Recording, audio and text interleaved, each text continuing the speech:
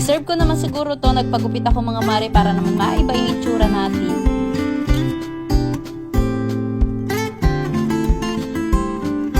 Hello mga mare, another day, another mini vlog. Kaya tara, samahan nyo kami sa ganap namin ngayong araw. Linggo nga ito ngayon at magsisimba kami at balak ko na nga rin magpagupit ng buhok. Pakahaba na nga rin kasi nitong buhok ko at dry na at halos isang taon na ata akong hindi nagpapagupit mga mare. Kaya naman sabi ko dito sa asawa ko pagkatapos namin sumimba ay kanya-kanya muna kaming lakad. Deserve ko rin naman sigurong ipamper yung sarili ko mga mare paminsan-minsan. Tutuwa talaga ako dito sa aking bagong katande mga mare. Hindi lang ako nagiging glowing, nagiging fresh looking din ako. Char. Ito nga yung perfect combo na iniinom ko ngayon. Ito yung kanilang Shepu Apo at Beauty White Capsule ng You Ganda Glow nga Babe. to kung target nyong pumayat or ma-maintain yung mga ideal Kasi weight siyang mo. Garcinia Cambodia na nakaka-prevent ng ating necessary craving. Meron nga rin tong glutathione na nakakatulong magpa-glow or magpa-blooming ng ating mga skin. Ito nga, pagkatapos namin sumimba ay pumunta na nga kami dito sa mall para nga makapaglaro si Manang Chloe. Ito talaga namin siya palaging dinadala kapag linggo dahil nga favorite nga rin niyang maglaro ng claw machine. Ayan ko nga muna sila dyan mga mare at pumunta nga muna ako dito sa salon para nga magpagupit ng buhok. Ito nga pala ako sa Davis Salon magpapagupit ngayon mga mare. O baka naman Davis, Char. O, tignan nyo naman yung buhok ko. Sobrang dry na kaya naman kailangan ko na talagang magpagupit. San lang naman to sa isang taon mga mare kaya naman itodo-todo na Dahil natin. nga marami din akong balakubak mga mare, pinacheck ko na nga rin tong buhok ko kung anong magandang treatment. Ampo nga muna yung buhok ko at niliguan at heto na nga ako ngayon. Apply na nga sila dito ng treatment para nga sa balakubak. Fairness mga mare, ang sarap nito sa anit, nakaka-relax dahil ang lamig-lamig. Kasama pa nga tong masahe kaya naman nare-relax talaga yung ulo ko. Ano mga mare, kumusta naman yung mga buhok-buhok nyo? Nakapagpagupit na rin ba kayo or nakapagpariband ngayong taon? Alam nyo, kailangan din talaga natin i-treat yung mga sarili natin paminsan-minsan. Naman natin kapag nanay na tayo ay andyan na lahat halos ng stress. Kaya naman minsan hindi na natin naaalala yung sarili natin. Kaya kayo mga mare, kapag meron naman kayong extra money, i-treat nyo naman yung sarili nyo. Para matanggal-tanggal naman yung mga kaunting stress sa mga ulo natin. Sarap nito yung minamassage ka talaga sa ulo at talagang nakaka-relax at muntik na nga rin ako ditong makatulog. Yung part na to, dito ako medyo natatawa dahil hindi ko alam kung ano yung ginagawa nila dito. Inaalot na nga nila itong ulo ko siguro para nga dun sa gamot na nilagay nila. After 10 years nga na nakabalot yung buhok ko ng plastic, naliguan na ako at ginugupitan Layer nga yung gupit ko dito at sabi ko nga kay ate ay bahala na siya kung gaano kaikse yung gugupitan niya sa buhok Katapos ko. Ng gupitan ni ate, eto blinower na at sobrang gaan lang talaga ng pakiramdam ko ngayon dahil siguro nabawasan na itong buhok ko. Salamat talaga kay ating nag-blower at naggupit sa buhok ko dahil feeling ko bumata talaga ako ng 5 years. Nakatuwa nga tong mga staff nila dito dahil mababait silang kausap. Nakita nga sa akin kung gano'n nakaikse itong buhok ko at okay nga lang yun sa akin dahil baka sa isang taon na nga ulit ako magpagupit. At ito nga yung final look ng buhok ko mga mare, nagustuhan ko siya at feeling ko bumata talaga tayo. Char. Yung mga mare, bumagay ba yung buhok ko sa itsura ko ngayon or bumata ba ako? Char. Comment lang kayo dahil may pa-cash tayo at dapat nakashare. At yun lang mga mare, salamat sa panonood.